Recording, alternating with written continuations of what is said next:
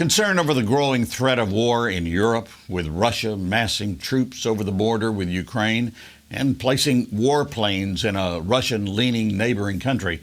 All that becomes very real when you have ministry friends and partners there. Those in the Western world are divided over what to do. Germany is slow to respond to the need for military support. While the U.S. has taken steps to provide aid in various forms to Ukraine, some are saying it was the lack of action when Russia took over Crimea that has allowed Russian President Putin to assert himself here. Now, that's the outlook from outside Ukraine. But what is the mood inside the country, especially with Christians there? We have with us today Ruslan Kukurchuk, the president of Nova Media, an association of Christian journalists and media professionals that MEDIAlliance has had the privilege of working with since 2014. Ruslan has served as an analyst to secular television stations in Kiev, the capital city, and is joining us today from there to give us this important update. Greetings, Ruslan. Yeah, hello, Ron. Nice to hear you and to meet of you. Give us a thumbnail sketch of what's taking place, the current situation in Ukraine. First of all, thank you, Ron, for your interest to Ukrainian situation, because this period is really hard and dangerous and really risky. Unfortunately, we need to remind that we Ukrainians and we Ukraine live in very similar circumstances from 2014, so for last almost 8 years. So the situation is not very new one, but anyway, for last 8 years, I think last 2 months, maybe from November, so November, December, and January 2022, are the mostly like risky and emotionally hardly after 2014. Of course, 2014 and 2015 were the most bloody period in Ukrainian modern history. But then 16, 17, 18, 19, 20, the situation was like more calm. And so now 8 years after, or 7.5 years after, again, the situation and the media coverage of the situation begin really risky and nervous again. So there are a lot of reasons for that, of course, but the result is the same. A lot of panic among people. Some families even are looking for different routes, how to move out of Kiev, for example, or out of Ukraine even, to keep their families in safe place. But at the same time, of course, all churches and Christians are totally involved in different prayer campaigns for peace in our land. Yeah, I was going to ask you that, but also, are you seeing any signs in Kiev with the potential for war? Is there anything visible or that you see happening in the capital? I think for last maybe couple of days, maybe a week, in Kiev, government began to push to send different and to spread different kind of printed materials with printed instructions. What should we, civil citizens, do if the war or like an active phase of war re-begin again? So it is not very typical, because for previous years, and even in 2015, we had such kind of materials. But now, for last maybe 7 years, this is really like new step. Like it's not very typical. So for last days and weeks, government began do a lot to inform civil citizens about the norm and rules of their behavior if the war begins. And we need to pay attention for such kind of new steps Ukrainian authorities do in this situation. What's happening among the evangelical Christians there? You mentioned prayer groups starting. Of course, during all this period for last 8 years, this is the topic number one in Ukrainian prayers and different conferences and church services. But active phase was at 2014 and 2015, and now again, for example, first 3 weeks of January, a lot of Christian evangelical unions, because we have a really huge evangelical unions, church unions, I mean, in Ukraine, and almost all of them, they proclaimed and announced January as a month of prayer and fasting for Ukraine and for peace in Ukraine. Special events. And for example, on January 22, a couple of days ago, we have a national holiday. We call it the Day of Unity, the celebration of unity. And during this day, some churches organized even outdoor prayer events in spite of the weather, because the weather is really cold right now and the weather is snowy. But some churches organized a couple of days ago, January 22, during our National Day of Unity, outdoor prayer events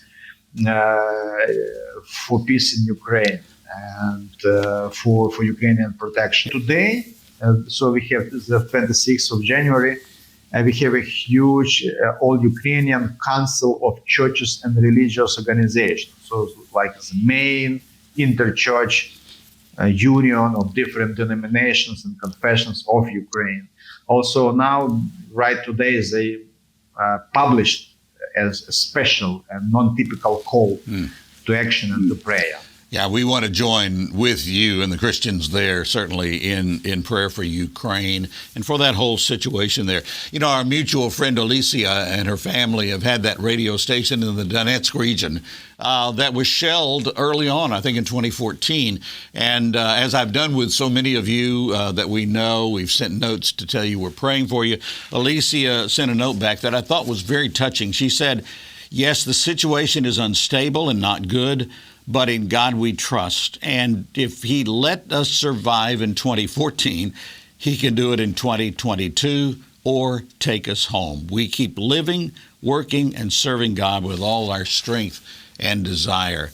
That's an amazing thing for us to hear in the face of what she and those particularly in that conflict region are facing. But that's not really untypical of Christians there, is it?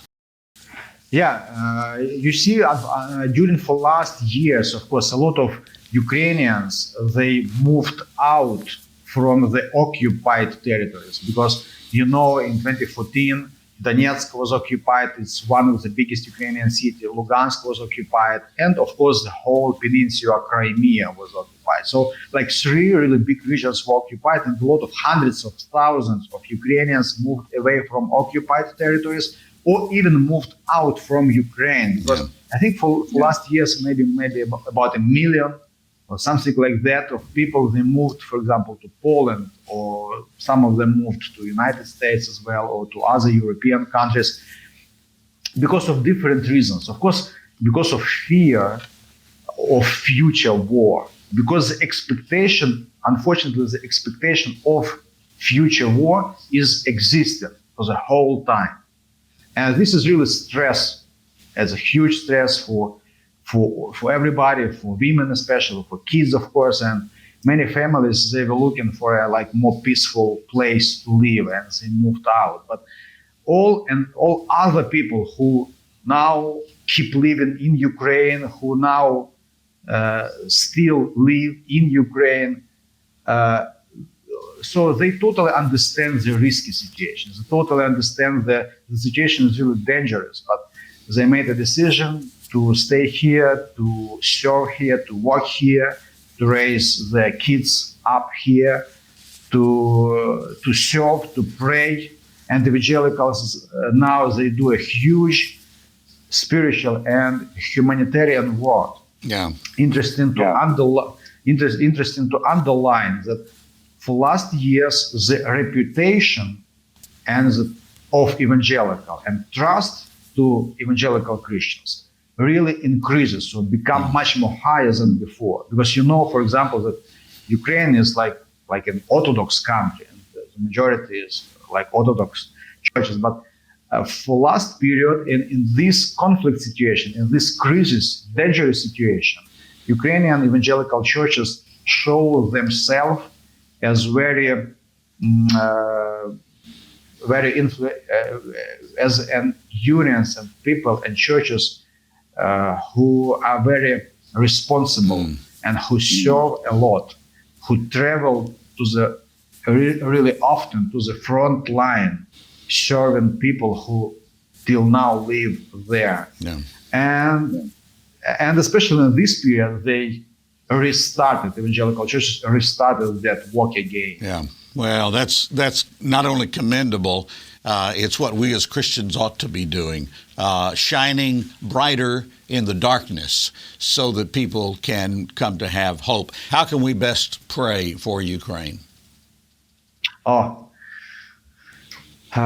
First of all, we like that kind of question, that you are interested in that. And thank you for this question. And thanks to all people who is seeking for different ways how you can support or pray for Ukraine. Of course, the first request and first our desire, I think maybe you travel to Israel, to Jerusalem, or somebody from our listeners and watchers, when they were traveling to Jerusalem, really often local citizens in Israel, they ask, please pray for peace in Jerusalem. Right. So it's like a typical request Right. for all international guests to Jerusalem or to Israel. And unfortunately, for last years, and we in Ukraine and in Kiev ask the same to all international guests and friends, please pray for peace in Kiev. In Jerusalem as well, but also in Kiev as well. Yeah. Well, we will pray. Yeah. Kiev is really ancient Christian city. And for this period, we really believe that our brothers and sisters all over the world, brothers and sisters in Christ, are close to us, at least spiritually, and in your prayers. Yes. Well, thank you. We will be praying for you, and our hope would be to be back and do some more media training with the Nova Media team, and we'll pray for that peace that goes beyond our own human understanding of how it could happen with such a crisis going on. Thank you for your time, Ruslan, and our love to you and your family, for Ann and your kids, but all of our friends there and all of the people of Ukraine, that they might see God's hand through all of this. And we invite you to join Media Alliance in praying for God's sovereign hand of protection on the people of Ukraine, and for wisdom for all who are involved in the decisions. We also want to encourage prayer for the people of Russia, especially the Christians there, that there will be a unity in all of God's people, even in times of crisis. Thank you, Ruslan, for this update. And for Media Alliance, I'm Ron Harris.